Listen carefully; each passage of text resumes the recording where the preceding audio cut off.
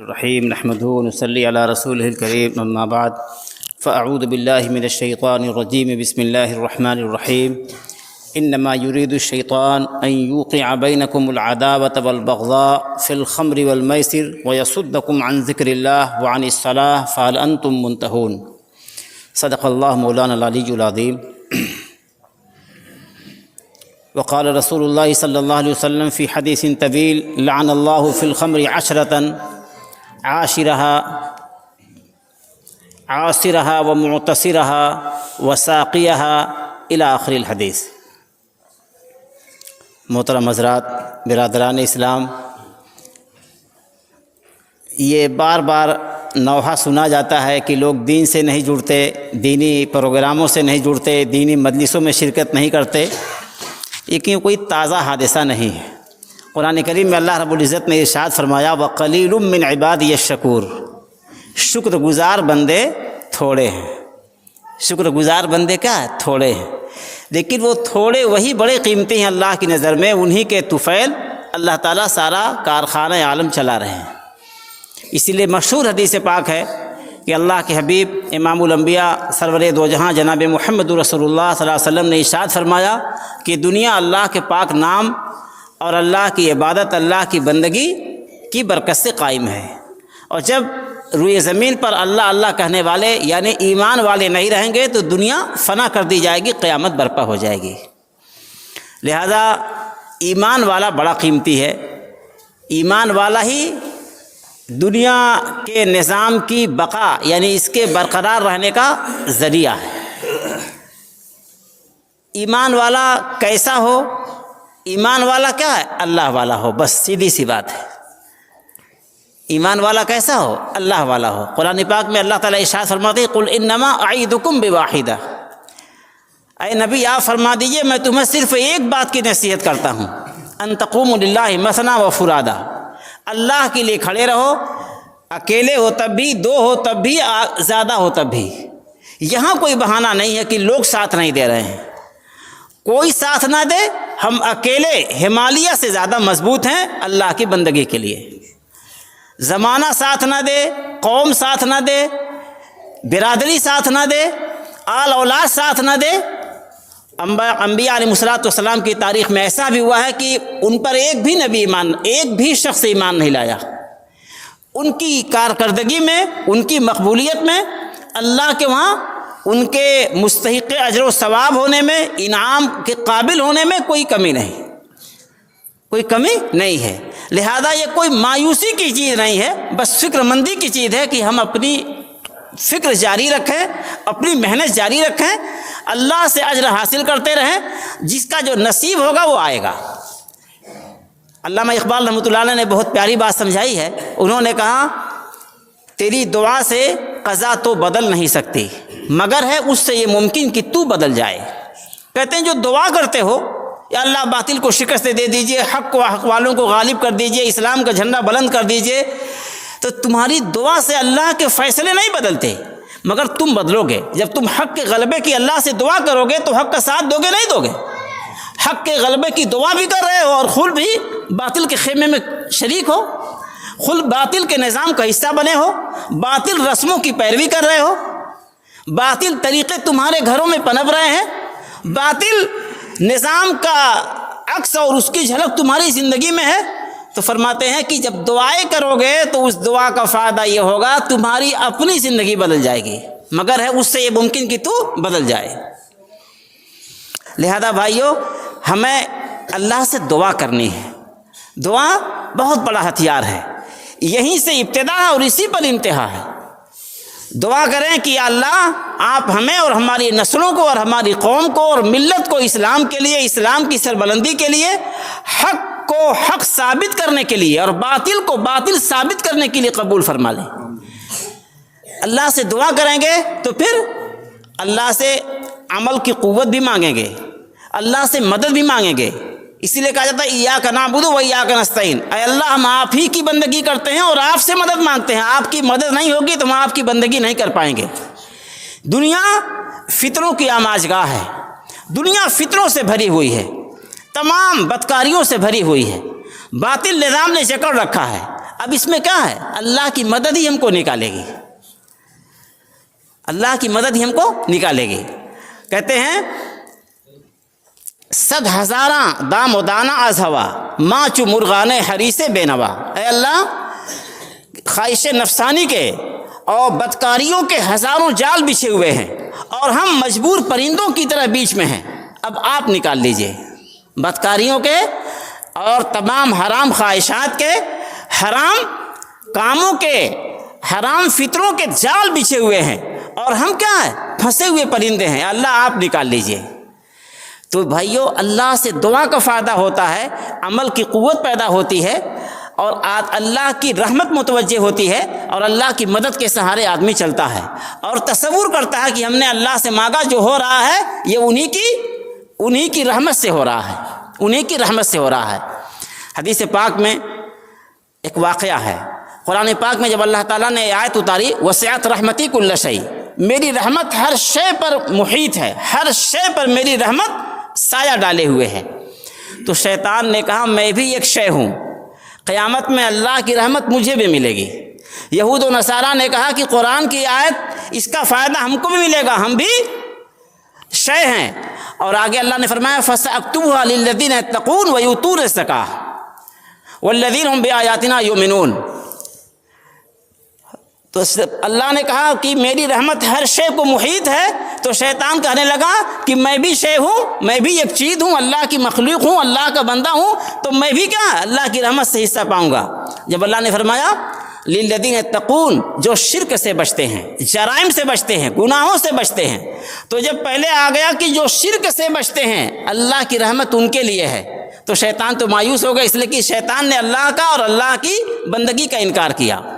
یہود و نصارہ نے کہا کہ ہم تو شرک سے بچتے ہیں، ہم شرک سے بچتے ہیں اور ہم بھی زکوٰۃ دیتے ہیں، ہم بھی ایمان والے ہیں۔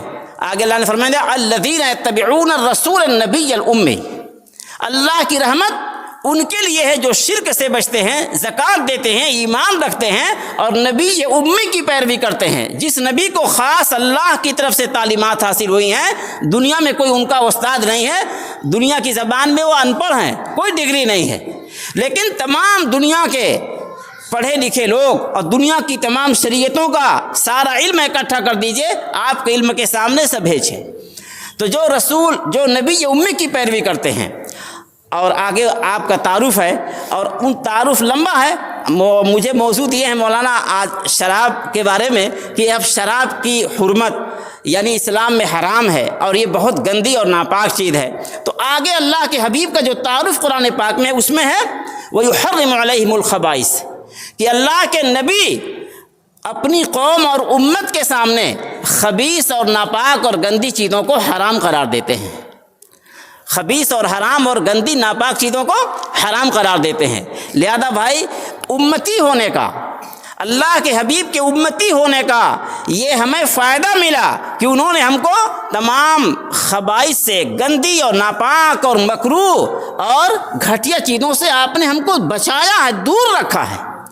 اب وہ بدنصیب ہے، اب وہ بڑا محروم ہے کہ اللہ کے حبیب جو ماں باپ سے زیادہ ہم پر مہربان ہیں، جو تمام انسانیت سے زیادہ اپنی امت پر مہربان ہیں، وہ بچا رہے ہیں اور ہم اس گندگی میں نعوذ باللہ جا رہے ہیں۔ حدیث پاک میں اللہ کے حبیب نے فرمایا میری مثال ایسی ہے کہ میں اپنی امت کو اور انسانیت کو جہنم سے بچا رہا ہوں، لیکن یہ بھاگ بھاگ کے اس میں جا رہے ہیں۔ فرمایا جیسے پتنگے ہیں کہ چراغ جلایا جاتا ہے، شمع جلائی جاتی ہے اور پتنگے اڑ اڑ کے اس میں جا کے گرتے ہیں اور جلتے ہیں اور مر جاتے ہیں۔ تو فرمایا کہ میں اپنی امت کو اللہ کی تعلیمات کے ذریعے، نورانی تعلیمات، پاکیزہ تعلیمات کے ذریعے جہنم سے، عذاب سے بچاتا ہوں، اور یہ اپنی بدنصیبی سے، اپنی حماقت سے، اپنی نااہلی سے اور حرام خواہشات سے اس میں جا جا کے گرتے ہیں۔ اللہ تعالی ہماری حفاظت فرمائے۔ اس لیے بھائیوں، کچھ اللہ سے مانگنے کی چیزیں ہیں۔ حدیث پاک میں اللہ کے حبیب سرور کائنات جناب محمد رسول اللہ صلی اللہ علیہ وسلم نے دعا مانگی، اللہم انی اعوذ بک من منکرات الاخلاق والاعمال والاہواء والادواء، پروردگار میں آپ کی پناہ مانگتا ہوں، آپ سے بچنے کی دعا کرتا ہوں۔ کس سے؟ من منکرات الاخلاق والاعمال، برے اور گندے اخلاق سے، برے اور گندے اعمال سے، بری اور گندی خواہشات سے، بری اور گندی بیماریوں سے، بری اور گندی بیماریوں سے۔ تو بھائیو، یہ بری عادتیں یہ بڑی بیماریاں ہیں، بری عادتیں بڑی بیماریاں ہیں، یہ بچپن سے چھڑائی جائیں، بچپن سے چھڑائی جائیں۔ اور جیسا ہمارے دوستوں نے اشارہ کیا کہ اگر ہم اپنے بچوں کی اصلاح کریں، ایمانی اور سنت کے مطابق تربیت کریں، تو یہ تصور ہو سکتا ہے کہ مسلم گھرانے میں شراب کا ایک قطرہ پینا تو درکنار، در و دیوار کے پر بھی نہیں آ سکتا ہے۔ جب ہمارے وہاں پاکیزگی کا اتنا تصور ہے، پاکیزگی کا اتنا تصور ہے کہ ہم بغیر وضو قرآن پاک نہیں پڑھتے، بغیر پاکی کے ہم مسجد میں نہیں آ سکتے، بغیر پاکی کے ہم قرآن پاک کو ہاتھ نہیں لگا سکتے، بغیر وضو کے ہم اللہ کے حبیب کا نام لینا ادب کے اعلیٰ مقام کے خلاف سمجھتے ہیں۔ تو ہمارے ہاں پاکی کا اتنا تصور ہے، اس گندگی میں جانے کا مطلب ہے کہ ہم نے ابتدا میں کمی کی ہے، ہم نے تربیت میں کمی کی ہے، تربیت میں کوتاہی کی ہے۔ لہذا بھائیو، ہم خود پاک رہیں اور اپنے بچوں کو ہر لائن سے پاک کریں، ان کا دل دماغ بھی پاک ہو، ان کے کپڑے پاک ہوں، ان کے کپڑے پاک ہوں، ان کے اعمال پاک ہوں، ان کی نگاہ پاک ہو، ان کی خوراک پاک ہو۔ یہ بھی یاد رکھیے بھائیو، بسا اوقات ہوتا ہے کہ ہم اپنے آمدنی میں احتیاط نہیں کرتے، آمدنی میں احتیاط نہیں کرتے، حرام کھا لیتے ہیں اور حرام کھلا دیتے ہیں۔ اور حدیث پاک میں آیا ہے کہ جو جسم حرام سے پلے گا وہ جہنم میں ہی جائے گا۔ لحم نبت من السحت فالنار اولی بہ، کہ جو جسم کا گوشت حرام سے تیار ہوگا، حرام سے بنے گا، جہنم ہی کے زیادہ لائق ہے۔ اب نعوذ باللہ، اگر ماں باپ نے حرام کمایا، حرام کھلایا اور اولاد کا جسم، اولاد کا یہ ڈیل ڈول، ان کا قد، ان کا یہ پورا وجود حرام سے تیار ہوا اور حدیث پاک کی روشنی میں وہ جہنم کے لائق بنا، تو اب تو اسی راستے پہ جائے گا، اسی راستے پہ جائے گا۔ لہذا صرف کوسنا، صرف لان تان کرنا یہ مسئلے کا حل نہیں ہے۔ مسئلے کا حل ہے کہ بہت پہلے سے، جیسے آپ کو جب مضبوط بلڈنگ بنانی ہوتی ہے تو بہت مضبوط بنیاد ڈالتے ہیں، بلڈنگوں کی بنیاد اتنی مضبوط ہوتی ہے، اتنا اس پہ مال ڈالا جاتا ہے کہ دیہات کا آدمی دیکھے گا تو چکرا جائے گا، ہے نہیں؟ پورا ایک دیہات کا محلہ تیار ہو جائے گا جتنے مٹیریل میں، اتنے میں خالی بلڈنگ کی کیا بنیاد ہوتی ہے۔ تو جب آپ کو ایک اچھا اور پاکیزہ انسان اور شریف اور باشرع مسلمان بنانا ہے تو آپ کو بہت پہلے سے کیا ہے، اس کے لیے سوچنا ہے، بہت پہلے سے شادی کا انتخاب کرنا ہے۔ تبھی سے آپ دین، پرہیزگاری اور تقوی اور نیکی کی بنیاد پر رشتے کا انتخاب کیجیے کہ بیوی نیک ہو، با پردہ ہو، حیادار ہو، شرع کی پابند ہو، اچھے نسل کی ہو، اچھے خاندان کی ہو۔ حدیث پاک میں فرمایا گیا کہ برے خاندان کی حسین عورت ایسی ہے جیسے کوڑے کی سبزی، گھور کی سبزی، سمجھ رہے ہیں؟ تو اچھے خاندان کی شریف دیندار عورت کا انتخاب ہو، جہیز اور حرام خوری اور حرام مال سمیٹنے کی نیت اگر ہے تو سارا یہ کارخانہ ہی گندا ہو جائے گا۔ دین کی بنیاد پر، تاکہ اچھی نسلیں تیار ہوں، آپ اس کے بعد بچے ہوں تو آپ فرمایا گیا کہ جس کی زبان کھلے اور سب سے پہلے اس کو کلمہ سکھایا جائے اور آخری بول بھی کلمہ ہو تو وہ جنتی ہے۔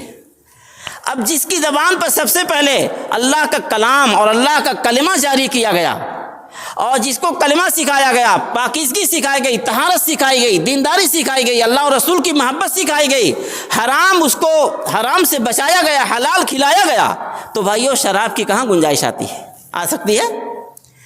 حدیث پاک میں آیا کہ جو مستقل شراب پیے گا، مسلسل شراب پیے گا، وہ جہنم میں جائے گا۔ کہاں جائے گا؟ جہنم میں جائے گا۔ حدیث میں آیا کہ جو آدمی مسلسل شراب پیے گا، مسلسل شراب پیے گا اور بغیر توبہ کے مر جائے گا، وہ جہنمی ہوگا۔ اِنَّ عَلَى اللَّهِ أَحَدًا لِمَن يُدْمِنُ الْخَمْرَ، کہ جو ہمیشہ شراب پیے گا اللہ نے اپنے ذمے یہ کر رکھا ہے، اللہ نے خود عہد کر رکھا ہے کیا؟ ان یسقیہ من طینۃ الخبال، اللہ تعالیٰ اس کو جہنم میں بہت ناپاک چیز پلائیں گے۔ صحابہ نے پوچھا رسول اللہ یہ طینۃ الخبال کیا ہے؟ آپ نے فرمایا عرق اہل النار، جہنمیوں کا پسینہ، اور عصارۃ اہل النار، اہل جہنم کی پیپ اور ان کا خون، ان کا مواد۔ یہاں تک حدیث پاک میں آیا کہ شرابی اللہ کی نظر میں اتنا مبغوض ہے، اتنا ذلیل ہے، اتنا گیا گزرا ہے کہ دنیا میں جو بدکار، فاحشہ، زانیہ عورتیں ہیں، ان کی شرمگاہوں سے جہنم میں جو گندگی نکلے گی اللہ تعالیٰ شرابیوں کو وہ پلائیں گے۔ اس لیے بھائیو یہ بہت ہی گھٹیا چیز ہے، اسلام میں تو اس کا تصور نہیں ہو سکتا ہے۔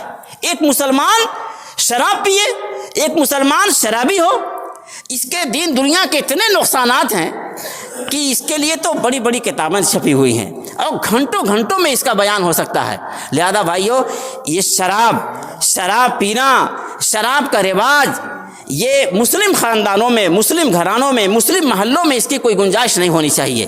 لہذا اگر کوئی اس کا عادی ہے تو محبت سے، ہمدردی سے، دردمندی سے ہم لوگ کیا ہے ان کو اپنائیں، ان کو بچائیں کہ ایک شرابی اپنی آخرت بھی خراب کرتا ہے، اپنی صحت بھی خراب کرتا ہے، اپنی نسلوں کو خراب کرتا ہے، اپنی آبرو خراب کرتا ہے۔ شراب پینے کے بعد ایک حیوان، ایک درندہ، ایک جانور بن جاتا ہے، بہو بیٹی کی پہچان نہیں رہ جاتی، بہو بیٹی کی تمیز نہیں رہ جاتی۔